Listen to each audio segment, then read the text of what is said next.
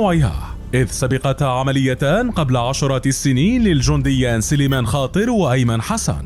واليوم يتكرر ما فعله الجنديان أيمن وسليمان على يد الجندي محمد صلاح، لكن في ظروف أخطر وأدق وأكثر حساسية. ولا أدل على هذا من تزامن استمرار الإعلام الإسرائيلي متابعة الحادث مع كشف المعلومات تباعا ولحظة بلحظة، بينما يبدو الإعلام المصري الذي يكتفي بنقل البيانات الرسمية حذرا جدا وهادئا في محاولة لعدم تبني فكرة تعمد الجندي للعملية وتحوله لذئب منفرد. ليأخذ الإعلام الرسمي المصري خطوة عن المزاج الشعبي على مواقع التواصل التي ضجت بخبر عملية الجندي مع وصفه بالبطل من خلال وسوم عدة، وهو ما سيزيد الرعب في إسرائيل